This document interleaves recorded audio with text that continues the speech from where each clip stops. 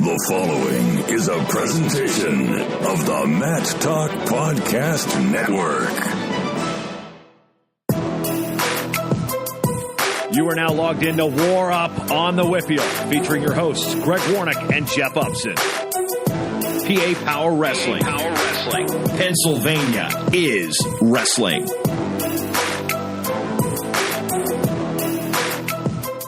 Welcome into a special edition of WarUp on the WPIAL. Greg Warnock alongside Jeff Upson.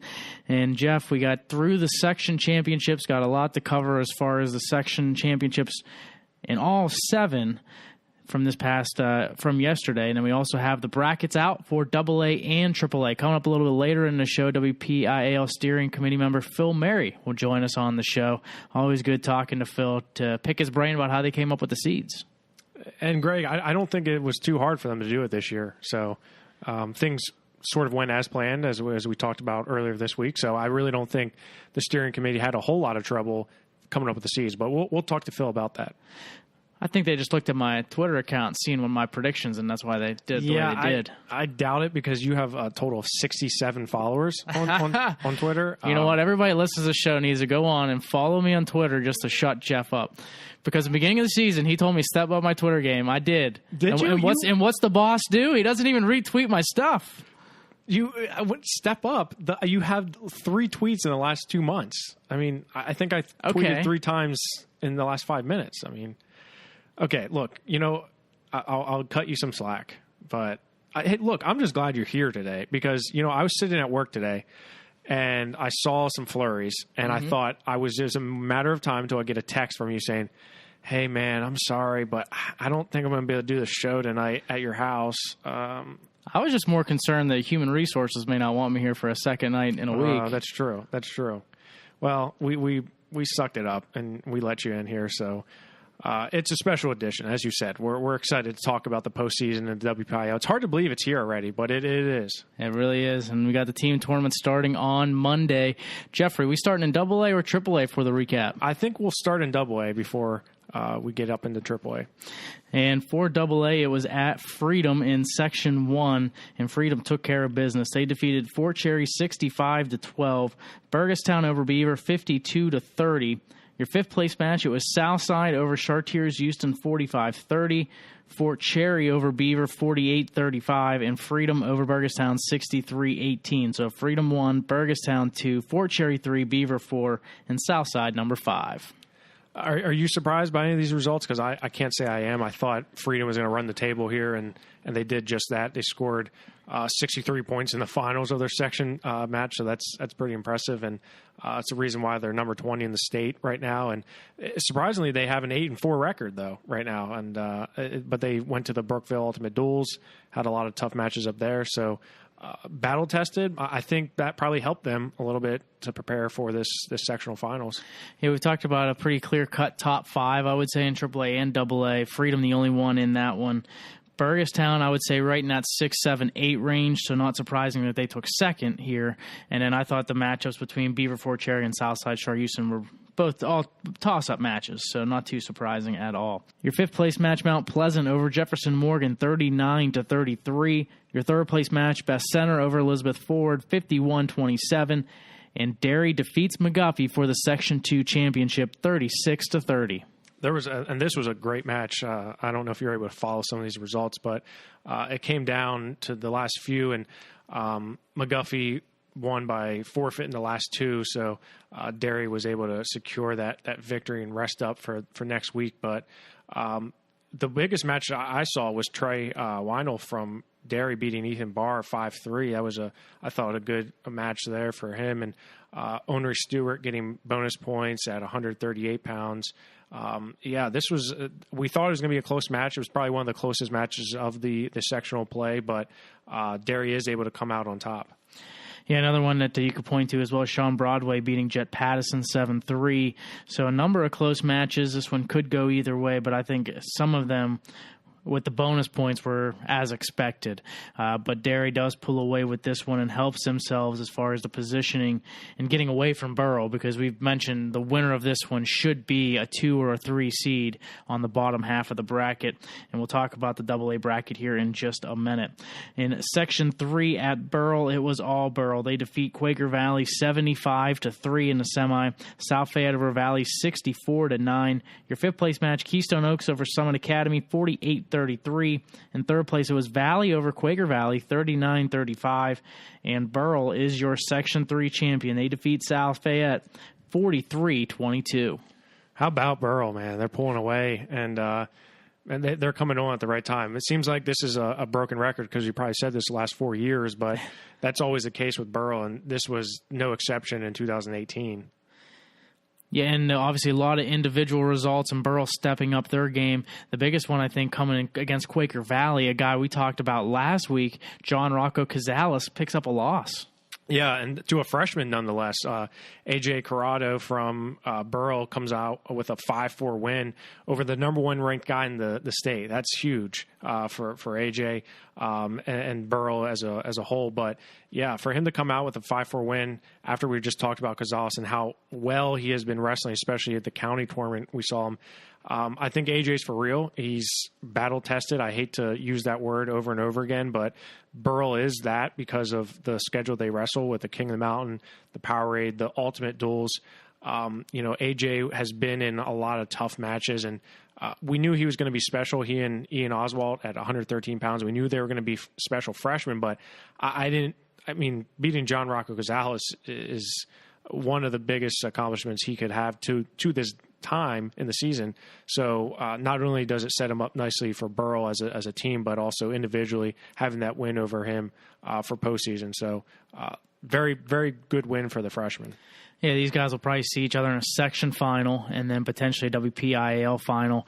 And who knows from their Southwest region in the state. So these guys could see each other a number of times before this season is over. Burrell then goes on to defeat South Fayette 43-22, really took it to them. And in this one, a number of guys stepping up. I want to quickly mention, too, before we get to South Fayette Burrell, Quaker Valley did not wrestle Connor Redinger. Right. It was a match that I was looking forward to, Redinger, Trent Velachik, but Redinger does not wrestle in that match. Right, because when we saw the scores and we thought, well, one of them had to have lost. And we found out, well, both of them, didn't get a win. Yeah, didn't get a win, right? Redinger didn't wrestle, and Rocco Gonzalez took a loss, so... Back to the Burrell-South Fayette match in this one.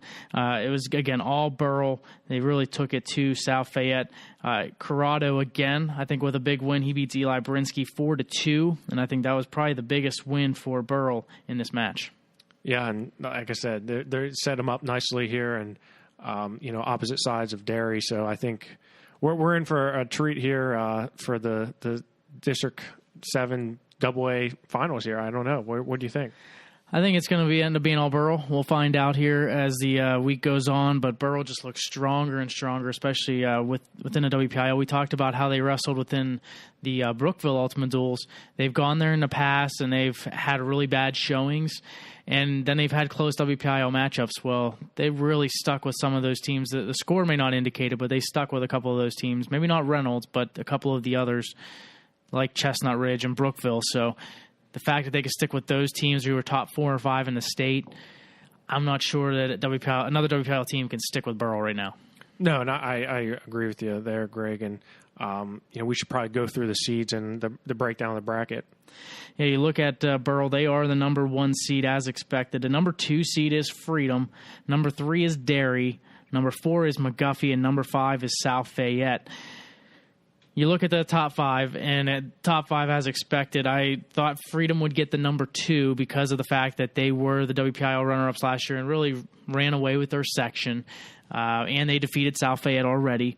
Derry is the number 3 because they beat McGuffey, and you put Derry over South Fayette because of the fact that Freedom's already beaten South Fayette. So I think you get Derry down there to see if they can knock off Freedom. I was a little surprised. I thought they might go South Fayette 4, McGuffey 5. And I know that some people may say it's not a big deal, but it is because you get to host. So I think that's probably the difference, that South Fayette wouldn't have to travel down to McGuffey. Not a far trip by any means, but I think that's the only difference. A little surprised. I thought they might give it to South Fayette because of their past pedigree, because of the fact that they've done well in previous years, because it's really probably a coin flip as to who wins that match. Well, unlike you, I was not surprised at all that McGuffey was the 4th seed. In fact, I think on last week's show or earlier this week's show, I think I said that Derry and McGuffey will probably be in the top 5 or top 4 seeds. We looked at how that match really, broke down, and I think McGuffey's just. You're right. I mean, it's a coin flip, but I think McGuffey has done enough to earn the right to be the 4th seed. So be able to host. Yeah, I do. And I think we will see that happen because we'll probably see South Fayette and McGuffey go at it in the quarterfinals. The rest of the matchups for Burrell, they get the opening bye. Mount Pleasant will wrestle Burgettstown. The winner of that match will take on Burrell. South Fayette will wrestle Fort Cherry. Southside will take on McGuffey, with the winners wrestling at 7:15. Derry will wrestle Keystone Oaks. Elizabeth Forward against Valley. Those winners will wrestle at 7:15. Best Center against Beaver. Quaker Valley against Freedom, with those winners wrestling at 7:15. If you look at it by numbers, I guess Quaker Valley would be the last seed, but I wonder how they come up with that, though. Not that it makes a difference. I think it's just about Quaker Valley probably being closer to Freedom than they are to Derry. Maybe Keystone Oaks is a little bit closer, and that's why they gave Keystone Oaks the nod, because really Quaker Valley already defeated Keystone Oaks this year. Keystone Oaks 1 spot above. I don't think it makes much of a difference, though, at the end of the day. I think we're looking at the top 8 seeds probably all advancing into this one. I don't really see many major upsets. And really the top 4 seeds going to the semifinals, maybe South Fayette beating McGuffey, but that is about it.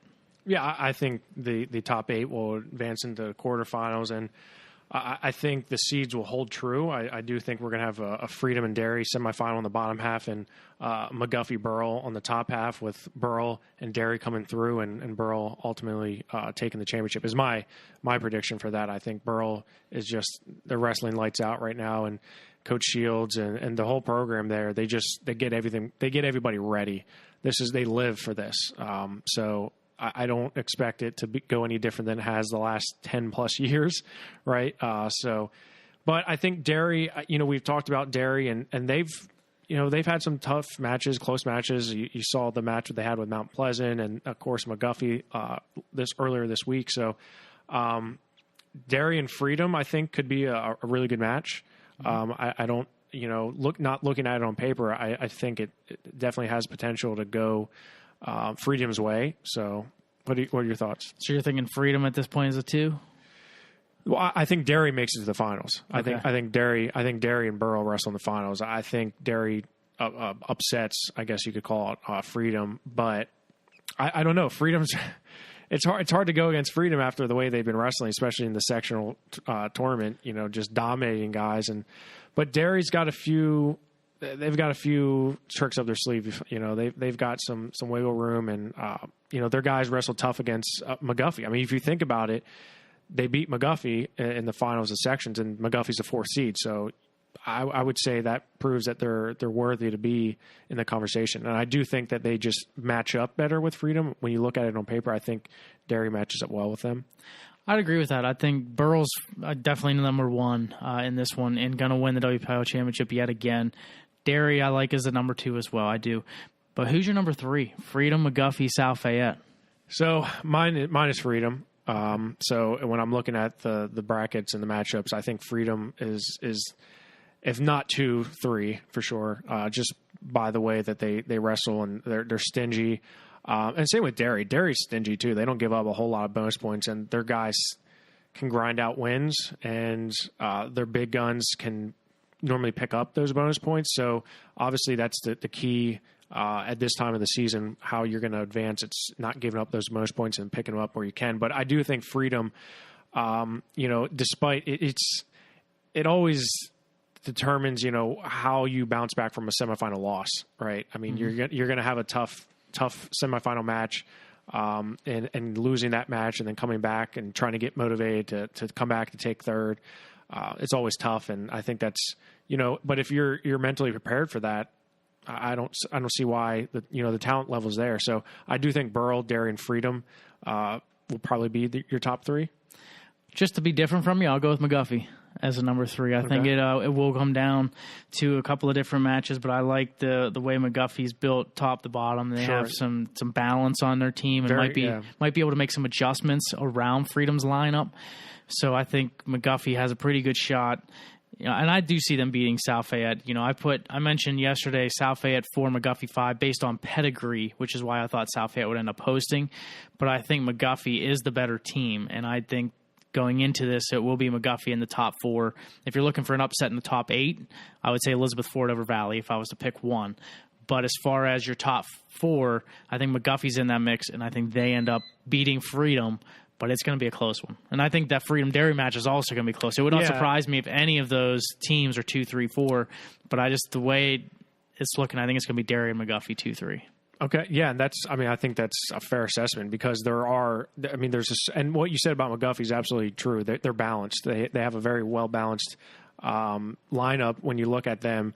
But I agree, it all about when you look at it. I guess McGuffey's saying, okay, we're facing the top seed in Burrell.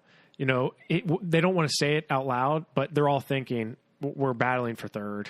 I mean, no one, of course, is going to admit that and say we're not looking ahead. We're not. But Burrell realistically is, they're a heavy favorite in my opinion, so in the back of your mind, I don't know if you're already mentally preparing to wrestle back for third, because of course in the front of your brain, you're not going to say that. No wrestler or coach is going to say, all right, yeah, Burrell's going to beat us.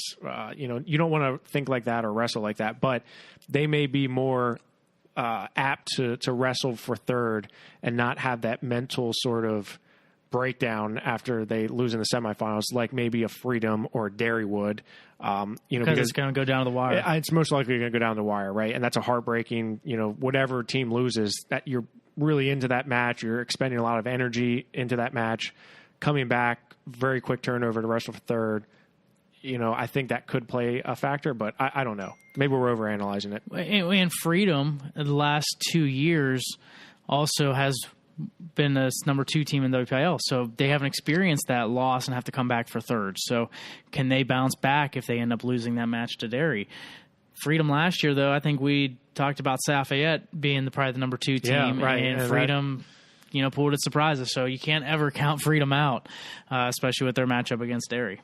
Yeah, and I agree with you. And when we talked about Coach Jim Covert, he's probably thinking right now, man, what's it going to take for them to pick us, right? 'Cause last year, you're right. South Fayette, we were like, oh, yeah, they're probably going to be South Fayette. Well, they tested Burrell a little bit. Yeah, so. no, right. And, Jim Covert sitting at home like, you guys always doubting us. But, no, I think it's going to be fun. And we got nothing but love, Jim, for you and your program. He knows that. AA will be hosted at Chartiers Houston for the semifinals. That will begin at 12 o'clock.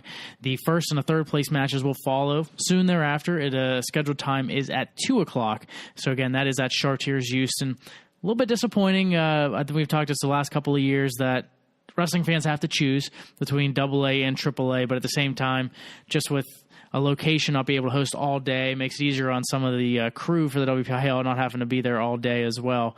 So a little mixed emotions as far as that goes, but definitely the AA and AAA will have to choose. AA will be at Char Houston. And how many years has it been since they've gone to that? Because I remember, was it the last year they've done the combined was at Chartiers Valley? Yeah.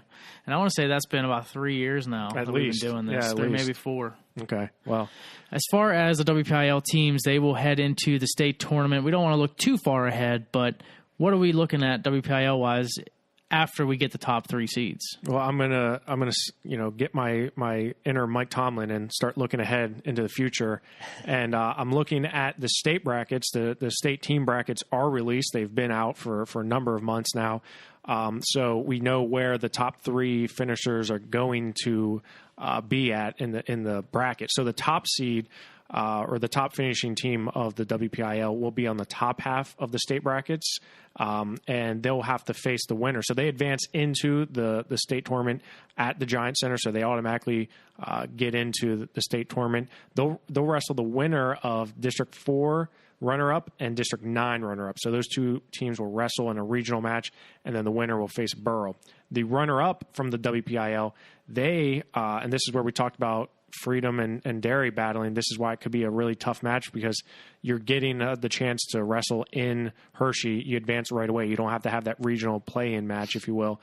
But the runner-up from the WPIAL is going to get the champion from District 5, which in all likelihood, barring any catastrophic disaster, is going to be Chestnut Ridge. So tough draw. Very, very tough draw. Very tough draw. So maybe actually you're better off finishing in. Well, I don't think so.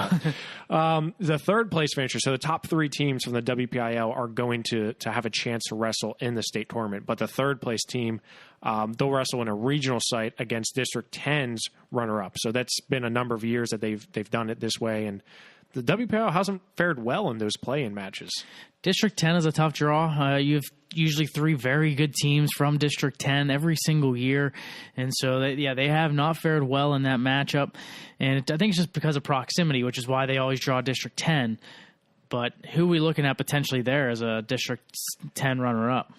Well, you have Reynolds at the District 10 champ. Yeah, clearly. I mean, Reynolds is your top team, but Harbor Creek from District 10 is, I would say, the top second team, behind Reynolds. And Harbor Creek is 16-2 on the season. They're ranked number 7 in the state right now. So that is a tough draw but I mean, Derry's not far behind at number 10 currently in the rankings. So you're looking at that, and could be a little bit closer, more of a chance for the WPIAL to have three this year more than years past. Yeah, I would agree with that, but it's never. I mean, obviously, you're wrestling at this time of the year as a team. They're not any easy matches. Let's go ahead and move now to AAA, where in Section 1 it was at Hempfield High School, and Hempfield blanked Armstrong in the opening match 68-0. Kiski over Greensburg-Salem 53-9. Your fifth place match, Franklin Regional over Plum 62-12. For third place, it was Greensburg-Salem over Armstrong 52-24. And Kiski is your Section 1 champion. They defeat Hempfield 40-21. We're interested to see how this one would play out, how close Hempfield could keep it. But in the end, it was just Kiski's depth that took it to him. Yeah, and I think that was one of the more anticipated matches of the sectional play that we wanted to see. And especially Hempfield coming in undefeated with a lot of talent.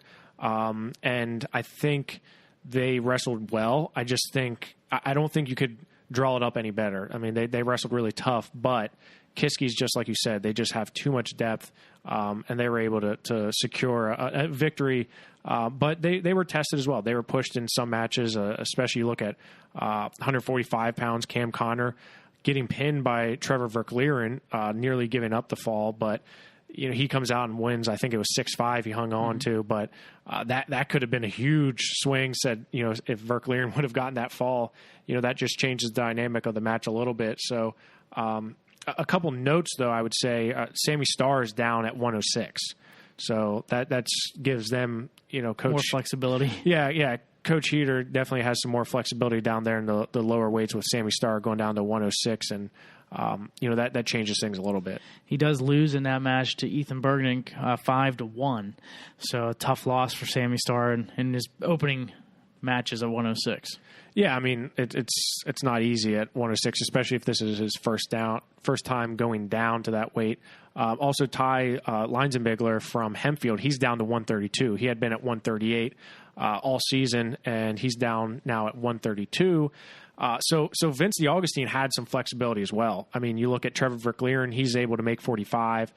You bump Kemmerer up to 52. So, that gives them a little bit of flexibility. Leinzenbigler, as I said, he can float between 32, 38. So, Dalen Wood, he's flexible between 60 and 70. So there's, Hempfield is, they kept it interesting with Kiski. So I wouldn't be surprised to see them chalk up a few wins next week. And we'll get to the team bracket for the WPIAL here in just a little bit and should tell you where Hempfield falls. As far as Section 2, I think had the most upsets as far as that goes, if you want to call them upsets. Peters Township over Bell Vernon, 41-32 in the opening round. Connellsville defeated Upper St. Clair, 49-24.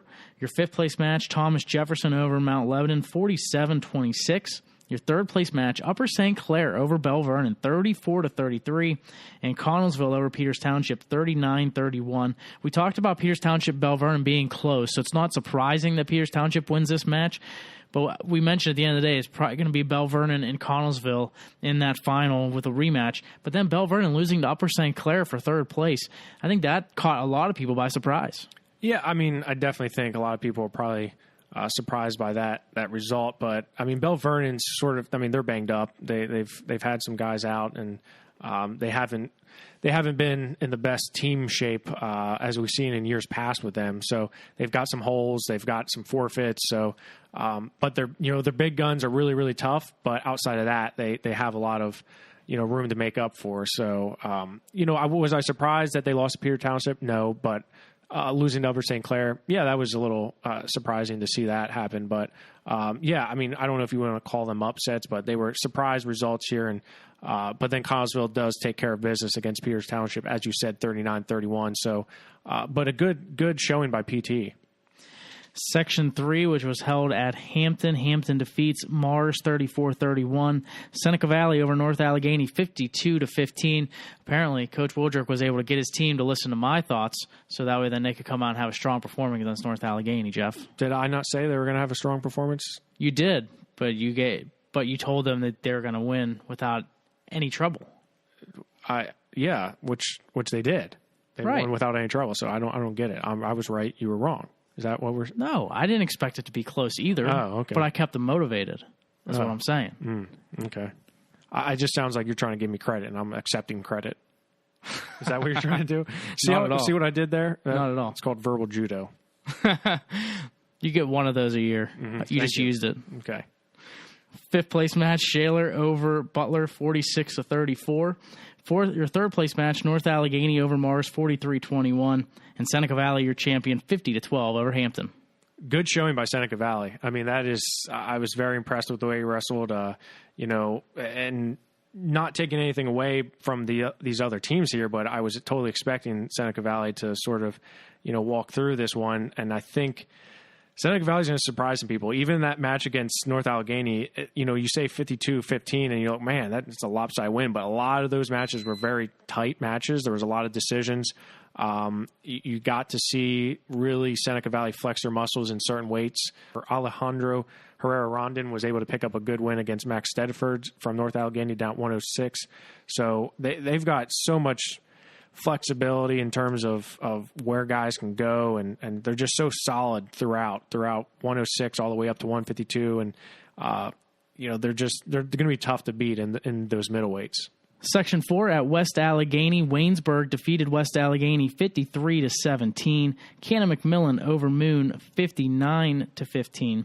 Your fifth place match, Trinity over Ambridge 72-3. Your third place match, West Allegheny over Moon 43-21. And your champion, once again, Cannon McMillan, they defeat Waynesburg 36-18. First look at the match between West Allegheny and Moon. It was the first match of the duel. Jordan Waters avenges a pair of losses he's had to Frankie Benora of Moon. He beats Benora 5-4. Yeah, that's a good win for him. I mean, it's hard to beat a guy 3 times, and Frankie was not able to do that against Jordan Waters. And like you said, he had beaten him twice before in the season, but he knocks off the number 2 ranked kid in the state. So a guy who's never made it to the state tournament takes out a state medalist. So that's a good win for him. And as I said, these two are going to go back and forth. You'll probably see him wrestle a few more times this year before it's all said and done. But it's good for him to chalk one up on Jordan's side. Yeah, Frankie actually came out and got the opening takedown and led 2-0. It looked like it was going to be business as usual for Benora, but Waters got the reversal in the second and did not give up a single point. Benora got a reversal in the third, but Waters with an escape and a takedown late in the match to win that one 5-4. So big win for Jordan Waters. You look at the match between Cannon McMillan and Waynesburg, a little bit different than what it was last time. They get Luca Augustine into the lineup. They bump guys up. Doesn't make a difference. No, and this was, I mean, we looked at, and you had asked me twice before, what can Waynesburg do to sort of make a difference and change out the results. And one of the guys who I mentioned was Luke Augustine, inserting him in the lineup. So what Coach Throckmorton did and his staff, they put Luke Augustine in at 132. They bumped Caleb Morris up from 132 to 138, but that backfired. And Jackson Henson goes up from 138 to 145. So Luke Augustine does get bonus points there. He gets a fall at 132, but then Tim Marisco from Canon-Mac beats Caleb Morris 9-3. I mean, that's a huge win for Risco. I mean, he was a guy who's never made it to the state tournament, defeats a guy who's been there 3 times before. Of course, he's up a weight, but still, that's a pretty impressive win. And Jackson Henson only gets a decision over Tanner Rohaley at 145, beats him 5-0. So definitely a gamble a little bit, but what do you have to lose? I mean, you lost to them before, wrestling them straight up. So I don't think that was a bad decision whatsoever. I mean, they had to go with something. Yeah, no doubt about it. They had to take a chance on it because they weren't going to win that match straight up again. As far as that goes, I think a couple of things they could have done a little differently. It's not going to make a difference, though. Canon-Mac's still going to win the match, but I was thinking this as the match was going on. Macri against Henson, and Macri controlled the match. I was surprised. I thought they might just bump up Henson, forfeit to Macri, give up the 6. Henson beats Heyman at 126, and that's only a 3-point win for Canon-Mac as opposed to a 6-point win. So that would cut 3 team points. The Risco-Morris match, Risco just looked a lot bigger. The weight difference, I think, affected Morris a little bit. Risco was just a lot stronger and was able to control a lot of that match. From there, you get wins from Henson and Morris, and the same thing with Trey Howard. You're going up a weight class and wrestling one of the best guys in the state in Garrett Ninehouse, and Ninehouse took it to him, controlled the whole match. You could tell he had the extra weight, which helped, but he was just able to dominate Trey Howard, and he gets the major decision late in the match with maybe like 10 seconds to go. So if you cut that bonus point out, maybe that helps, but at the end of the day, a couple of toss-up matches, Evan Miller beating Caleb Blair at 182. That was truly back-and-forth match, and I think it was like 7-7 at one point. So I think that match could go either way. Same with 285, Ramos and Lisinski. That one went into overtime where Ramos won, so that could go the other way. But still, even with all of that, I think Canon-Mac still wins the match. Yeah, it's hard to make up for all those points. And Canon-Mac won all the toss-up matches. They did win, as you said, 285 and 182, which they kind of expected. Those were toss-up matches, but you expected to have some close bouts. But as you said, and it's interesting because when we had Coach Throckmorton on and we talked about bumping, and he said, well, yeah, but you got to be careful when you bump guys around. Which is true, and we saw that take place here because you have Caleb Morris going from 132 to 138, Trey Howard going from 52 to 60, so it makes it a lot more difficult for them to steal a match when they're bumping up in weight. Look at the bracket for AAA. Cannon-McMillan does claim the number 1 seed as expected, virtue their wins over Kiski this year, as well as 2 wins against Waynesburg. Kiski, your number 2. Waynesburg, your number 3. Seneca Valley, your number 4. Waynesburg gets the 3 because of their win early in December against Seneca Valley. Hempfield is your number 5. Connellsville, your number 6, and Connellsville, although they are a section champion, as we talked about last week, losses to Kiski and Waynesburg, and both big losses too, which is why they're down to number 6. Greensburg-Salem, number 7, and Hampton, your number 8.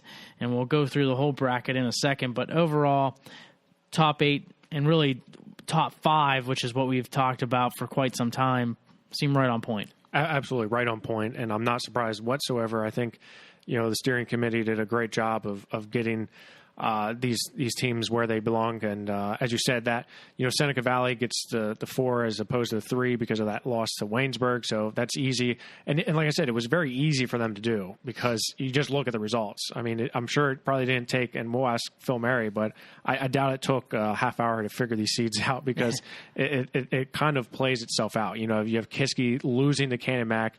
Doesn't matter if they have Isaac Reed or not. Canon-Mac earns that top spot, right? And I think it's going to be fun. The Monday matches will all be at Franklin Regional, 2 at 6 p.m. and 2 at 7:30. And then the matches on Wednesday will be at Cannon-McMillan, starting at 6 o'clock, with the winners at 7:15 at Seneca Valley, at Waynesburg, and at Kiski. On Saturday, the semifinals will be at Trinity at 12 o'clock, with first and third wrestling at 2 o'clock, again at Trinity High School for AAA. You look at how the bracket looks, Cannon-McMillan as your number 1 seed. They will wrestle the winner of Shaler and Upper St. Clair. Shaler and Upper St. Clair will be a 6 o'clock match on Monday at Franklin Regional. Peters Township will take on Hampton, and the winner of Peters Township Hampton and Cannon-McMillan Shaler Upper St. Clair will wrestle in the quarterfinals. Next quadrant down, Hempfield will take on West Allegheny. Franklin Regional will wrestle the play-in against Moon, and that one will be at 7:30 for Franklin Regional and Moon, and the winners will wrestle Seneca Valley. So the winners of Hempfield, West Allegheny, Franklin Regional, Moon, Seneca Valley will wrestle at 7:15 at Seneca Valley. On the bottom half, Waynesburg will wrestle the winner of Bell Vernon and Armstrong, and Trinity will take on Connellsville at 6 o'clock at Waynesburg. So it'll be Waynesburg, Bell Vernon, Armstrong winner against Trinity Connellsville winner at 7:15. And at the bottom half, Greensburg-Salem will take on North Allegheny at Kiski at 6 o'clock. Thomas Jefferson will take on Mars at Franklin Regional at 7:30, with the winner going into Kiski. So it'll be Greensburg-Salem, North Allegheny against Thomas Jefferson, Mars, Kiski winner at 7:15. We could talk about our top 3 in a second, but when you look at the bracket overall, do you see any teams pulling any upsets of the top 8? I'm looking at this and I'm seeing a lot of good matches here. You got Peters Township and Hampton, I think is a good match on Wednesday, but on Monday you got Franklin Regional and Moon, which they could have some good matches. But if Franklin Regional wins that and they wrestle Seneca Valley, you could see a Carter Dybert versus Alejandro Herrera Rondon match. This would be the second time they had wrestled this year, so I'd be looking forward to that. But also Bell Vernon, they have Armstrong. Bell Vernon, as we just talked about, had a really poor performance in the section tournament, but if they come out and get a win against Armstrong, they're going to have some good matchups with Waynesburg. You're looking at 70. You got Scott Joel and Kyle Hammett. That's a huge matchup. That's a number 1 versus number 3 in the state. That's a big time match, and you could look at some other matchups that would really make or break some of these rankings. So individually, I'm looking at it, I'm saying, yeah, there's a lot of good matchups, but I really can't see any major upsets. West Allegheny will probably wrestle Hempfield tough.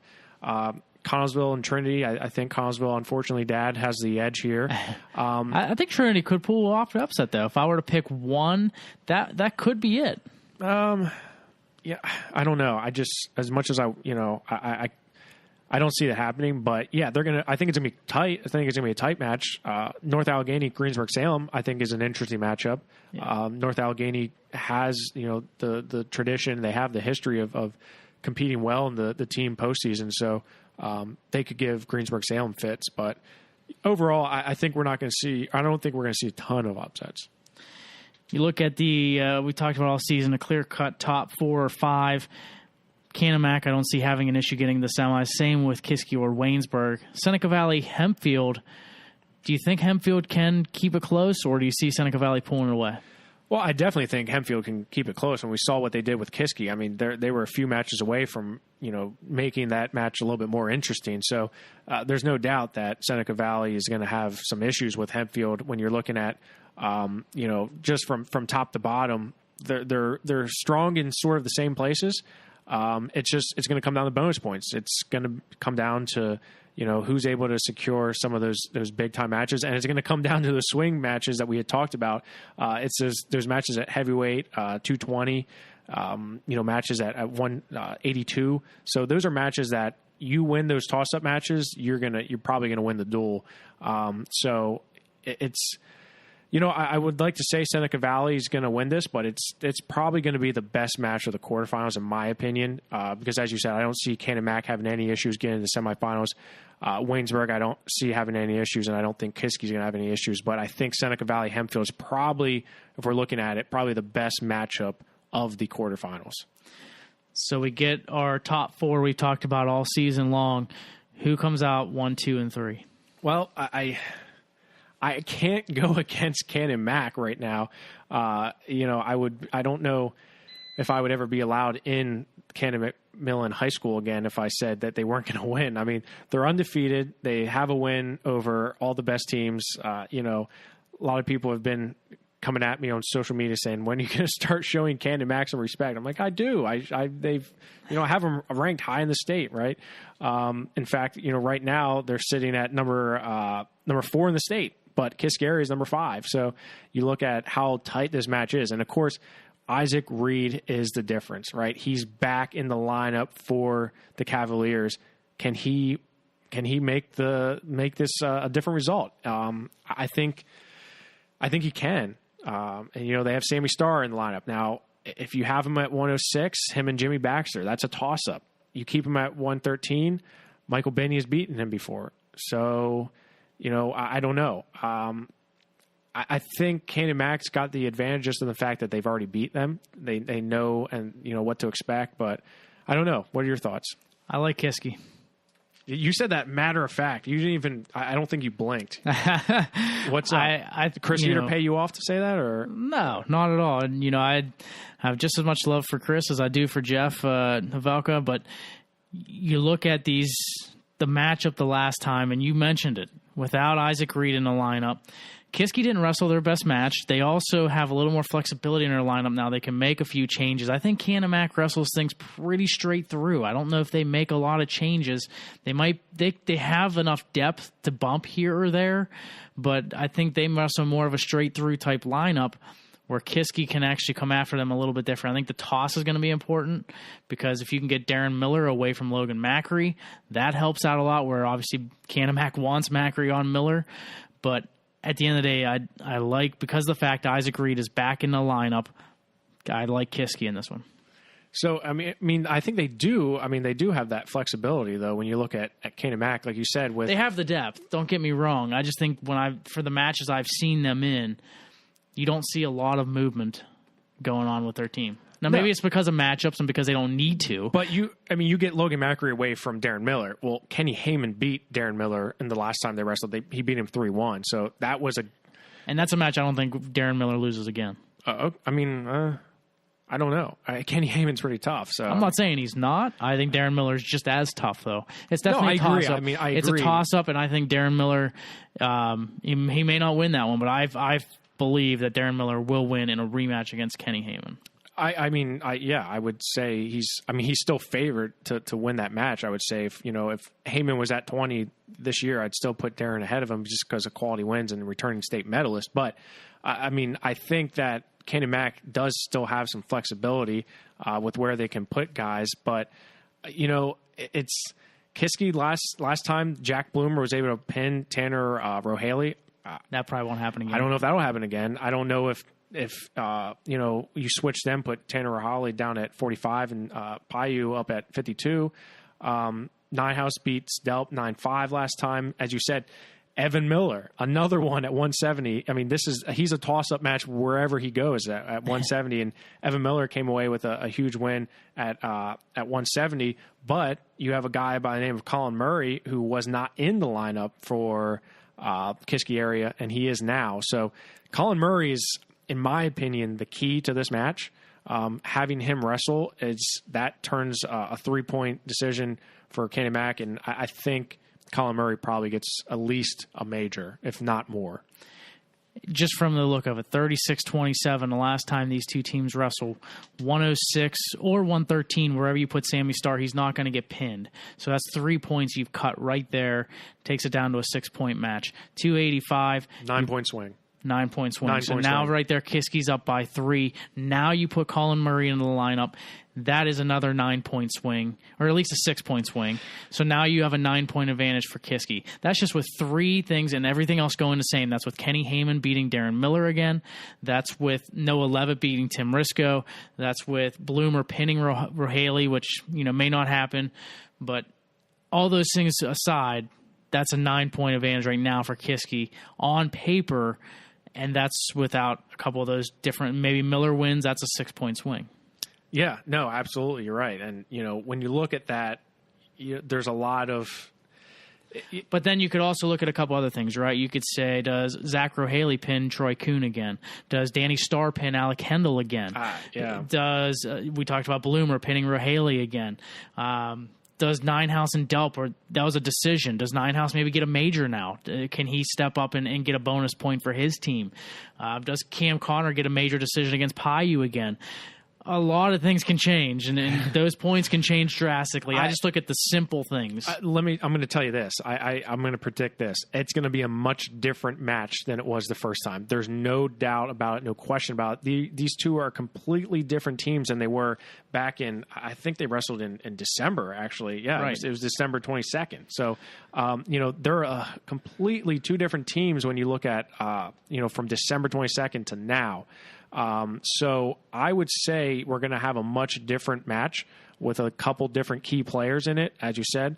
Sammy Starr in the lineup, and Colin Murray and Isaac Reed. Isaac Reed is sort of that pinnacle piece that you look at and you say, that's a 9-point swing. I mean, there's no other way to put it. He's going to get a fall in that match, which they gave up a decision last time. So that's huge. And I mean, if I'm Kiski, I'm ready for this. I mean, you're saying I'm ready for this. We came up short last time with a few bumps and bruises, but we're feeling good right now. And they're wrestling tough. And not that Kane and Max not, because they just beat a tough Waynesburg twice, right? Yeah. So I mean, Kane and Max battle tested, right? It's the fourth time I've said that in this podcast, but they've been everywhere. There's guys have battled. Tanner Hawley as well. I think he's gotten so much better as the season progressed. You look at a guy like Alec Kendall. I think he's progressed as well, and I don't think he gives up a fall this time to Danny Starr. And that 220 match is just, man, that's where it gets real scary, because Troy Kuhn, like I said, he can pin anybody, but he can get pinned. Yeah. And Zach Haley's wrestling really well. Yeah, he is. Yeah, this is going to be a completely different match. I mean, I can't. I don't know. It's going to be tight. So you got Canamac 1, Kiski 2. I have Kiski 1, Canamac 2. Who's the 3? Is it Waynesburg or Seneca Valley? So this is I'm going to go Seneca Valley. I'm going to go Seneca Valley. Obviously, again, we're going to have a lot different duel than we had because they wrestled in early December. Yeah, and Jackson Henson was not in the lineup. Was in the lineup. But you're right, and you're probably thinking, why are you picking Seneca Valley with them, getting Henson, who's number 3 in the state or something along those lines? Yeah. So, I mean, I think they're different teams at this point. I think Seneca Valley's, they're, just so solid throughout. Louis Newell is down to 120. He was at 26 before. We saw Henson only give up a 1-0 decision to Logan Macri, but Louis Newell, he can put up points in bunches against some of these guys. So, it doesn't matter who it is. So I don't know. I think Seneca Valley's got the hot hand right now. I'm going to go Waynesburg just so we could be different for a couple of picks. And, just the fact that, I'm interested to see, too, if Waynesburg with a match on the line, will they bump Henson away from Newell like I thought they might with Macri? They showed they didn't. Maybe they do it here just because they can get away from Newell. Now you have Jason Geyer, I think, at 126, who's a tough opponent just as well. But if you think you're going to end up losing a fall there potentially, then maybe you bump Henson up to 26 instead. But I think the addition of Jackson Henson in the lineup is going to make it tough for Seneca Valley to make up the points when already, although a close match, I just don't know how they can make up those points. Well, yeah, I mean, I think that there is room for them to make up points, and you look at in the first time they wrestled back in way early December. I think this was the first tournament for any of these teams, but Wyatt Henson's at 120 and does pick up a fall, and I think Louis Newell down at 120. You have these guys that drop down. Jason Geyer's down to 126. I think it's that bump down is really going to sort of change the dynamics of this match. And I think that just really makes it a different match in that sense. When you look at who's there and who's not there, this is another aspect that I completely forgot about. But Tyler Goss from Seneca Valley was not in the match against Seneca Valley. That's huge. I mean, he's a guy who's ranked in the state, and he's not in the bout. and Kyle Hammett comes away with a fall at 170. I'm not saying that Goss is not going to give up a fall, but he's gonna if you bump him away up to 182, he's probably going to fall. So it is going to be different. There's going to be a lot of differences, but I just think Seneca Valley's a better team now than they were back in early December. Well, they got Luca Augustine in that match in December because Henson was out. He did wrestle in both matches in the section championship, so clearly Joe Throckmorton feels comfortable getting Luca in the lineup, and he wants to get him in the lineup. So you put Luca in where he already got that decision last time. He might be able to then bump the rest of that lineup and do some different things. So just like we talked about Cannon Kiski, it's going to be a totally different match than what we've seen in December between Seneca Valley and Waynesburg. Yeah, and I agree. And I think there's so many. This is why I love this time of year, because you can throw everything out the window. It doesn't matter at this point. But there's just so many good matches between these two, and I think it's definitely going to be coming down to the wire and bonus points. But, as I said, Tyler Gross for Seneca Valley, he's probably the key in that match for Seneca Valley to turn the tables. And I think Colin Murray and Kiski is probably the equal, both at 170. So, that coincidence, I think not. How are we looking as far as the statewide goes, as far as getting the WPIAL teams in? Well, that's where it gets a little tricky, Greg. And you look at the brackets for the AAA, the team champion from the WPIAL, they will be on the bottom half. So they will be on the bottom half of the bracket, but they're going to be on the same side as 11-2, 6-1, and 3-1. So I think, in my opinion, that's a good draw for a champion from the WPIAL, because you look at District 11, historically tough. You got Becca, you got Nazareth, you got Liberty, teams that have done well before. But I think 7-1 at the bottom half, they'll get the winner between 3 and 3. So District 3, 3rd place, or District 1, 4th place. I think 7-1, whoever that may be, advances into that quarterfinal round match. And then you have 6-1, 11-2, or 3-4. So most likely 11-2, you could see a Nazareth. So we could have a Nazareth Cannon Mac, Nazareth Kiski in there. So I think the WPIAL is fortunate enough to be on that bottom half away from like a Becca up on the top half. So the 7-2, so the runner-up here, they're going to have the champion from District 1. Now, some people are going to say, wow, that's a tough draw. Well, District 1's kind of down this year in terms of the team aspect of it. Council Rock South is sort of the favorite, but you got Downtown West in there as well. But 7-2, I think, is the favorite here. And I think, we've seen that in the past where District 7 has had guys come in at the number 2 here and upset those top seeded, those champions from their respective districts. So 7-2 is sitting nice, but unfortunately on that side is also 11-1. So I could see a runner-up from the WPIAL making it to the semifinals.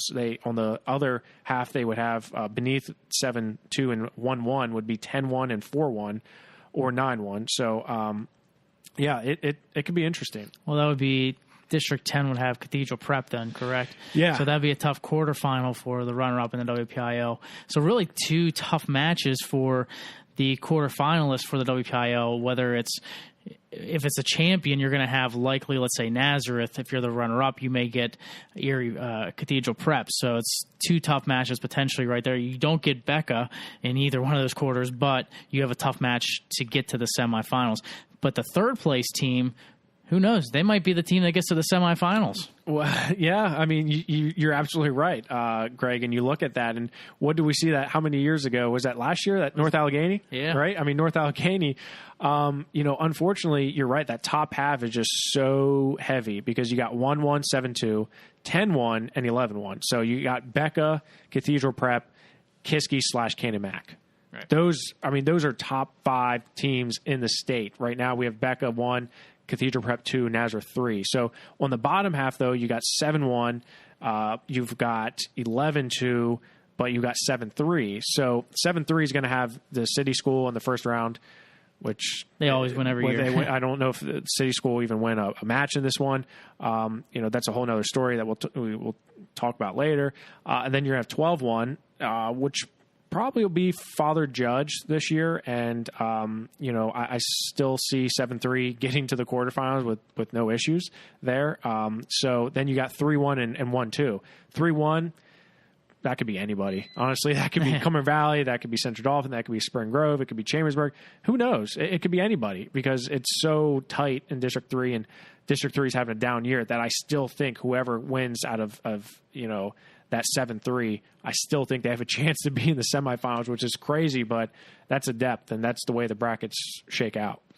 To talk about the WPIAL brackets and how they came about, let's now talk to WPIAL Steering Committee member Phil Mary. Phil, thanks for joining us on the show. I'd like to thank Phil Mary for joining us on the show. Phil, thanks for joining us. Hey, no problem. Look forward to it every year. Well, we always enjoy having you on, and we talked about the brackets in AAA and AA. We'll first start in AAA. We talked about the top 4, top 5, I think pretty much all season long on our show. Was it pretty easy for you guys to put together the top 4 and 5? Well, we're pretty lucky that they made it easy on us.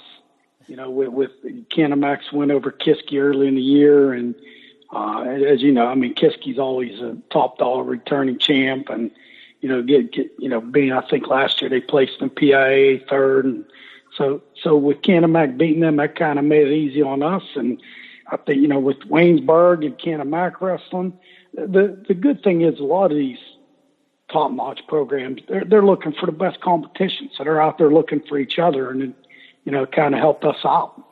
And I'm sure with Waynesburg defeating Seneca Valley early in December helped separate them between 3 and 4. Absolutely. Easy call there. It was, we like I said, we were lucky that, and there's two, Seneca Valley's up and coming. Man, I tell you what, they've had a great year, and you got to credit Waynesburg. My gosh, they're out there looking for the best, the best schedule they can get, and they got Seneca Valley on there. They got wins over Connellsville, Burrell, wrestling Canamac twice. So, when you guys got good guys out there looking for that competition, it's easier on us. Yeah, no doubt about it. So from there, you guys established a top 4, and you get Hempfield in as a number 5, which we felt they were a solid number 5. But were there any other tough discussions going from there moving forward? Yeah, I'd like to tell you there were, but there really weren't. Yeah, the one we did have a lot of discussion about Hempfield and Seneca Valley. We got a lot of respect for what Vince Augustine does down here in Hempfield, and he's got a couple studs there. Starting with the Kemmerer boy, and they got Burkholder 13. That's a really good kid, and so we knew that that's going to be a great matchup next week. So that's one I'd like to see. But moving forward, you got Connellsville, who's had a great year. I know they're 6th, and 7th was Greensburg-Salem, who was, you got Connellsville, who goes out and wrestles good kids too, and they're getting better. And, you got Greensburg-Salem, who won the Southmoreland tournament over Christmas. And, then 8 and 9, I'm obviously a little prejudiced with the Peters Township boys with my son on the team. And you got 8 and 9. You got Hampton was 8 and Peters Township was 9. And, they were 1 and 2 at the West Mifflin tournament. So, and you got NA, and you got a lot of good teams out there. Trinity's one you got to watch out for also because, they finished 5th in their section, but heck, they're getting beat by Canamac and Waynesburg. Right. So that's going to be a matchup there, 6 and 11 with Connellsville and Connellsville and Trinity. And Phil, I think you hit the nail on the head when you talked about that matchup between Hempfield and Seneca Valley. Obviously, don't want to look too far ahead, but that match happens, and man, that just on paper that there's a lot of things that could happen in that match. So I commend you for getting these guys in the spots that they are because as you said, they sort of made it easy on you guys with these results earlier in the year. They did. And, and the good thing, too, and, you talk about those 5 schools there, and I don't want to slight anybody else that's not in there, but those guys are all PIAA. Yeah. We get to see them in there PIAA, with the guys that are on the committee, and I'm not sure of the exact numbers, but there are a good 5 or 6 of us that are there at PIAA for 2 solid, as you guys are, you're there, Jeff, and, Craig, you're there, and, we're there for 2 solid days watching these guys go at it. And, So we're lucky we get a front row seat to see that. Yeah, and obviously it helps out a lot as far as getting those seeds in. Sliding over to AA now, and really not too many issues there either. We looked at Borough being obviously the number 1 seed, but did you have discussions on who would go 2 through 5? No, not really. With Freedom last year was second in there, and Derry was third, and Derry beating McGuffey just the other night, and South Fayette always, they always show up, and but now it really wasn't that tough of a call there with 2, 3, and 4, and 5. And those 5 schools, again, not to take anything away from anybody else, but they're the 5 that are notoriously all around that top 5. But again, everybody's chasing Borough. Yeah, and it seems like they're getting healthy again. Yeah, they look ready for another championship, that is for sure. I thought I agreed with you as far as Freedom because of the fact they had the pedigree and finishing second a year ago that they would get that number 2. I guess the only one that, it could have been a coin flip, I guess, or maybe a conversation, McGuffey over South Fayette because you get the host. Not that it matters because they're both going to end up wrestling, but was there a conversation on who would get that hosting spot? Oh, absolutely. That was probably the biggest conversation in AA. And you know what, the way we looked at it is we had a couple head-to-head scores at a tournament where Hempfield wrestled both of them. And Hempfield beat McGuffey 44-21, and they beat South Fayette pretty bad. And if you slide over to Tri-Cata, where, again, I understand when you're wrestling tournaments, scoring could be different, but again, McGuffey finished higher than them at Tri-Cata. So that kind of made it easy on us too, that we had something to hang our hats on when we put McGuffey for. Yeah, and at the end of the day, it's a toss-up, and it's not a huge deal as far as that goes because they'll get to wrestle each other, and it'll be the best quarterfinal of the night. As far as the other teams, 6, 7, 8, Valley, Best Center, Burgestown, was that really more of a toss-up as well, or did you have a reason for each of those spots? No, it was pretty much a toss-up. We've got a lot of respect for the job that those guys do. I mean, especially, Best Center and Burgestown. Burgestown's going to have a really good team in the next couple of years. They're young, and those guys work hard. Best Center, again, they got the Fundy Boy 182, and those guys work hard. They're getting numbers down there, and those kids are coming out, and but it's kind of a toss-up, and then sometimes you're looking at locations and where people got to go and who they wrestled in the past, and there's a lot of things that come into those discussions. And Phil, looking at those brackets, I mean, I'm excited just to see some of these potential matchups here. Are there in the AA? Are there any matchups you're particularly looking forward to? I know you said South Fayette, McGuffey, a team that's been in AAA and sort of is doing well, I would say, down in AA for the last few years. But is that South Fayette McGuffey match potentially a one that you're looking forward to? Absolutely, especially in the quarterfinals. That's going to be a really good quarterfinal, and whoever wins that match, I'll tell you, I was lucky enough last year that we actually hosted Chartiers Houston, the AA semis and finals, and just a great atmosphere. If you guys have been in our new field house, it's about 5 years old, but those guys they're very passionate. The Borough people, Freedom. I mean, we got matches going on in the stands. Yeah. What I mean? Yeah. So it's going to be exciting. I tell you, we're looking forward to hosting that, and because again, the Borough people come in droves, and Freedom, and whoever comes out there with McGuffey and South Fayette, they're passionate about their wrestling. They're going to show up. Phil, can anyone stop Borough, you think? I mean, because historically they always find a way. Like you said, they're getting healthy. Do you think anyone can stop Borough? Because I personally, I don't.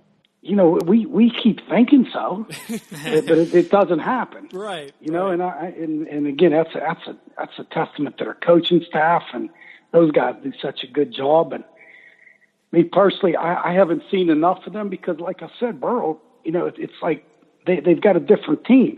Yeah. So I was looking at some things tonight where, you talk about tournaments. You got the King of the Mountain tournament early in December where Seneca Valley finished 4th. Yeah, right. And there was some other local teams.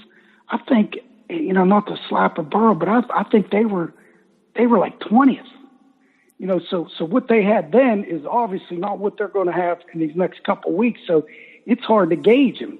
Right. But I know that I read a quote in the paper where he said that he thought he was going to be healthy in the next couple of weeks. So whoever beats him, hats off to him. But those guys got their hands full.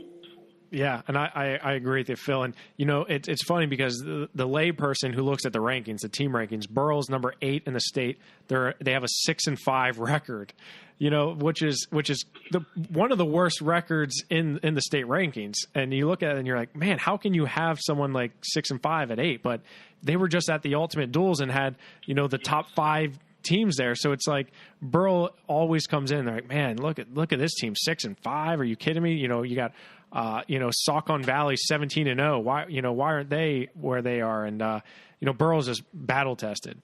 Yeah, and like you said, those 3 teams they lost to there, and they also got losses to Waynesburg and Kiski. Yeah, right.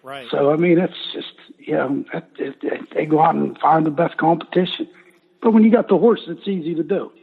Sure, absolutely, and I commend Coach Shields and the rest of the staff there for always going after consistently the best competition in the section and the district. So it pays off definitely down the road. Yeah, they're not afraid of it. No, absolutely not. And switching topics, Greg and I were talking about this earlier.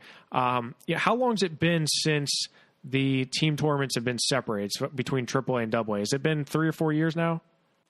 Well, I tell you what, but I couldn't even tell you that.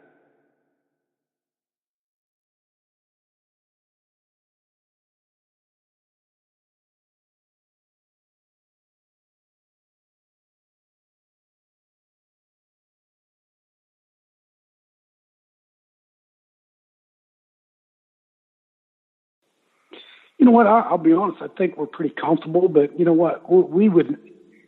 That is something we could take to the table. You mean like running just the finals together? Correct. Yeah. Like I think it was at Char Valley. Yeah. Maybe probably 3 or 4, maybe even 5 years ago. At this point, it's hard to say. It's been a little while, but. So what you guys are telling me, you'd like to see us revisit that? Oh no, I'm not saying. I'm not saying you'd like to. I'm just saying it's from the fan perspective. I don't. I've been at AAA the last few years. I don't know what type of atmosphere it is in Dubway, but I was just curious to know if that conversation ever happens where revisit the fact it's been a few years. How's it working out, right? We were just curious. The only thing I can from my experience over the last 2 years being at Chartiers Houston, it's been wonderful. Right. Now I'm not saying it wouldn't be great if we put them all back together again either. I mean, I think that would be great too. It's just finding the right venue, and so that's something definitely I would take to Mr. Volcano, the chairperson, and see what the committee feels. And I'll be honest, I'm not sure why we ever went away from that. Hey, I got an idea for you. You got Chartiers Houston. You love it there because you like everyone being there. You could have AAA come there too. Just have them start at 4:00 and 6:00, right? Then you got AA and AAA at Char Houston. I think we'd have to have a bigger venue for that. Yeah, I'll tell you what, that would be a packed house, man. That would be a rocking place right there. Because like you said, all those teams historically they travel in droves, man, and it's great, and that's I love that. And and I tell you guys, in some of my fondest memories.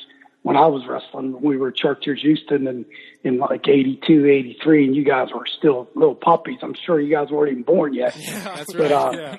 When we would walk into Chartiers Valley, and that place was packed, and everybody was down there, AA, AAA, and, you'd have 2 mats going at one time at 6:00 and then the 8:00 match. And, it would be exciting. So that's something we got to revisit. It was a good time. Yeah, no doubt about it. Something to talk about for sure. Well, hey, Phil, we appreciate you taking some time out this evening. We always enjoy this conversation with you each year, and we look forward to seeing how the team tournament unfolds here this week. Well, hey, guys, you know what? We can't thank you for doing what you do. So continue to do great things for high school wrestling. Thanks, Phil. We appreciate it. Thanks. We really appreciate it. Always a pleasure having you on. You too. Hey, have a good night. Thanks again to Phil Mary, the member of the WPIAL Steering Committee, for joining us on the show. And I love talking to Phil. He's the best. Yeah, I do too. I could talk to Phil. I mean, I think I'd probably talk to him for an hour at Powerade, and just a guy who has so much knowledge and experience. I mean, he's one of the most legendary names in the WPIAL, right? Right. And it's just fun to talk to him.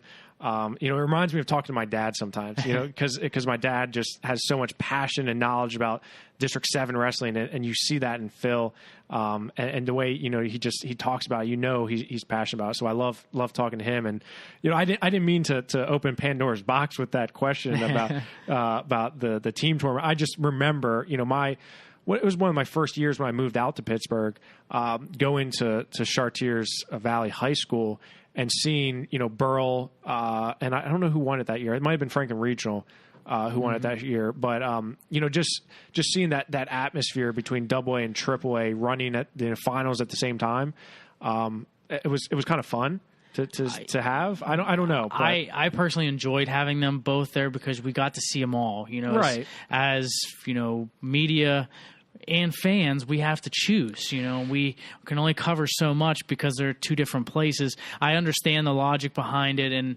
I don't mind that they do it this way. At first, I was kind of frustrated by it, but I don't mind it at this point. But the thing is that I think that's a great example because Burrow came down in the last match. It did. Franklin Regional and Kinamac, they were at each other, and Franklin Regional, I think, was one that won it that year, and they were great matches, and imagine if you had to pick which one to be at. We got to see them both, and it was great. No, you're right. And logistically, I can see the benefits of hosting at two different sites. Obviously, that makes a lot more sense because you have less, matches to worry about. You have, you can go to a quote unquote smaller venue and still be okay there. So you have to have the right venue, right? You have to have. I mean, I don't know, but it was just something to think about because I hate choosing between AA and AAA, right? Because, a company like PIAA Wrestling, we're not, far reaching in the sense that we have the flexibility to say, okay, you go here, you go here. I mean, yeah, we have, some flexibility, but I hate to choose between AA and AAA for me personally. Right. But at the same time, it's as a fan, and I'd love to see, a Burl and a Kiski, two historically power programs, from their own regions. And, they do battle themselves during the year. And then you see them both competing. I don't know. It's just. Well, and we talk about like the Burrow-Kiski match and how that has drawn so many fans and how crazy those matches are every year. I can guarantee you that the people that from Kiski would stay to watch Burrow and vice versa. Oh, yeah. And they would go quick crazy for that team because although when they wrestle each other, they're at each other, at the same time they support each other because they're different classifications. Right. Those guys train a lot together. You have mutual friends and family members there. So, I mean, you have cousins that wrestle against each other between Burrow and Kiski sometimes, right? So, I mean, I don't want to make the WPIAL Steering Committee I don't want to make them upset or I think it's just something that you could revisit and say, hey, what's going on? How has it been going? And maybe, I don't know if they have statistics on numbers of attendance, but I mean, you look at that and you say, what's best for wrestling? So just a thought. Yeah, I agree with you 100%. You look at this coming weekend, there is some tournaments going on. The biggest one is the Bedford tournament, where you'll see a number of schools like Best Center, Burrell, Jefferson Morgan, Mount Pleasant, South Fayette, just to name a few. They will be there at that tournament from the WPIAL. A couple other things going on. You have the Fred Bell tournament with a few schools from WPIAL, Sharon Duels, featuring a few WPIAL schools, Chartiers Valley Duels as well coming up this weekend. But the Bedford, I think, is the one that takes the crown as far as this coming weekend. Yeah, the Thomas tournament is one of the best end of the season individual tournaments. And I know PA Power's Eric Knopfsnyder will be there, and he just if you go on Twitter at PA Power Wrestle, he took a screenshot of all the ranked wrestlers just in the Southwest region, and it's pretty astronomical. It's a large number. And the Thomas tournament is always historically one of the toughest. 126 there is going to be loaded, led by Gavin Teasdale. But you got the Brook Classic down in, I believe, in West Virginia. I'm not sure where exactly in West Virginia, but the Brook Classic, Mars is there, Penn Hills, and Seneca Valley. So Seneca Valley, we just spent a lot of time talking about. So yeah, there's definitely some tournaments coming up. And then as far as our show goes, we won't have a show on Monday since wrestling will be going on for the team tournament. We will have full coverage, though, of the entire WPIAL team tournament, both AAA and AA. So make sure you stay with us on PA Power Wrestling. not this Monday, but the following Monday. So it'll be the 5th is when we're looking to record our next show. And we will look to feature the champion from the WPIAL and AAA as well as AA. We'll get their coaches on to talk about winning a championship. So, and preview the state championships, which will be that coming next week. Exactly. That's what I'm looking forward to, is previewing and seeing how everything shakes out for the team tournament. And best of luck to all the WPIAL teams vying for a spot to continue their season at the PIAA State Championship. It should be fun. It always is. And you mentioned the state brackets. You look at the rankings, you got to see where the teams fall. We have updated rankings for you as of today, correct? Yeah, that's correct. Today we have the 25th, we have updated state team rankings. Not a whole lot of changes. You look at the top 30. So we rank top 30 in AAA and AA. And there's not a whole lot of changes from last week, but there were a few. So definitely check out the individual and the team rankings on PAPowerWrestling.com. As always, you can go to PA Power Wrestling for all your wrestling needs. Follow us on Twitter at PA Power Wrestle. Probably should follow Greg because he only has what's your Twitter handle? At GWarnock24. GWarnock24. Yep. Give him a follow. If you have more than 100 followers by next Monday, or whatever next 2 Mondays from now, I won't make fun of you for an entire episode. Entire episode? I think you should for the rest of the season. Not make fun of my Twitter game if I get 100. I can't do that. One episode's enough. Look, Greg. That's a lot saying for me to not take any jabs at you in a 1 hour span. Look, 100 followers, you're probably not gonna get them, so it's okay. That's true. That was a jab true. right there. That was a jab right there. But that's true. And if you had over 100... I think the fans listening in need to get on Twitter, follow me right now, and I'm going to tweet about it all until I get 100. I'm going to say, just keep pushing for it. Okay. And I'm going to send so many tweets out that you're going to be mind blown. I'm going to be mind blown. Yep. Okay. Well, we shall see. But you should get on Twitter if you have it. Definitely follow PA Power Wrestling and Greg Warnock and everybody, Mason Beckman, Tristan Warner, they do our college podcast and they do a great job. They just had Kevin Ward, head coach at Army, on their podcast, and it's a tremendous episode and interview with him. So I'm looking forward to it, Greg. Yeah, same here. And again, we want to thank Phil Murray for joining us on the show, and for my broadcast partner, Jeff Upson, I'm Greg Warnock. Thanks for listening in to WarUp on the WPIAL.